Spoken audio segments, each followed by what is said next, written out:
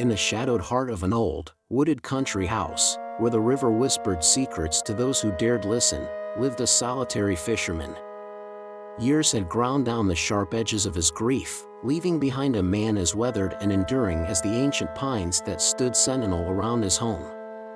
20 years had passed since the accident that claimed his family, leaving the river and the woods as his only companions. On a particularly biting winter morning, when the stars still clung to the sky, unwilling to yield to the dawn, the fisherman set out. It was 4 a.m., a time when the world seemed suspended between night and day, reality and dream. He moved with a purpose, his breath forming clouds in the freezing air, his steps crunching on the snow. The old man was going winter fishing, a ritual that connected him to memories of a life that once was, a life filled with laughter and love, now replaced by silence and solitude. As he reached his spot by the river, the first light of dawn began to seep through the trees, painting the world in hues of blue and gray. The fisherman set about his work, cutting a hole in the ice with practiced ease. The river beneath was dark and silent, a different world lying in wait beneath the frozen surface. Sitting by the ice hole, rod in hand, the fisherman allowed his thoughts to drift. He remembered days long past, when his child would sit beside him, their conversations filled with the innocent wonder of youth. They would talk about the fish, the woods, and the stories hidden in the quiet of the world. Those memories were a balm to his soul, but also a blade that cut deep, reminding him of what he had lost. As the light grew stronger, casting shadows on the snow, the fisherman's attention was pulled back to the present by a sudden tug on his line. He braced himself, expecting the familiar struggle of a fish fighting for freedom. But what came next was something he could not have anticipated, something that would change the very fabric of his reality. With a careful, steady hand, he began to reel in his catch. But as it neared the surface, what he saw through the ice was not the gleaming scales of a fish, but something that took his breath away and brought tears to his eyes. There, in the clear water beneath the ice, was a face staring back at him, a face hauntingly familiar, yet impossible. It was his child, or rather, the visage of his child as he remembered them, eyes wide with an unspoken plea, their expression one of sorrow and longing. The fisherman's heart seized within his chest, his mind racing to comprehend the sight before him.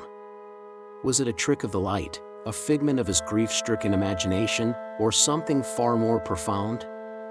Frozen in place, the fisherman could only stare as the image began to fade, dissolving into the dark waters below.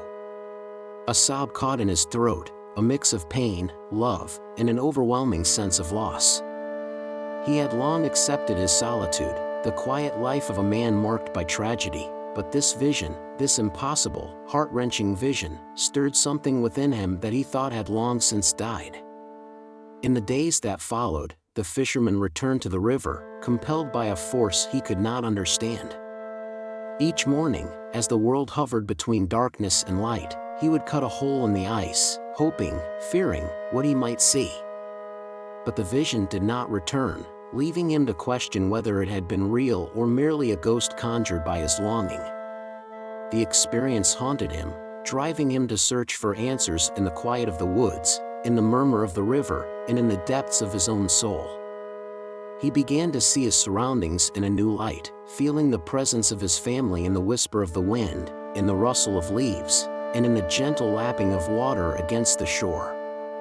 The world around him, once a place of solitude, now seemed alive with the echoes of those he had lost. As winter gave way to spring, the ice melted, and the river flowed freely once more. The fisherman continued his daily ritual, though the act of fishing had become secondary to the communion he felt with the natural world. In the end, it was not about catching fish or reliving the past, it was about understanding the thin veil that separates life from death, reality from memory, and accepting the presence of those we have lost, not as shadows of the past, but as part of the world around us. The old man's heart, once encased in ice, had thawed with the river. He realized that grief, like the seasons, is a cycle of darkness and light, of loss and renewal. And in that moment of clarity, by the rushing waters of the river that had taken so much yet given him so much more, the fisherman found peace. Though he lived out his days in the solitude of his wooded country house, he was no longer alone. The river, the woods, and the memories of his loved ones filled his world with a quiet, enduring presence. And sometimes, in the early hours of the morning, when it was just starting to dawn outside, he would swear he could hear the laughter of his child carried on the wind, a reminder that love, like the river, never truly ends. The end. Thanks for watching. Oh, and don't forget to share your opinion in the comments.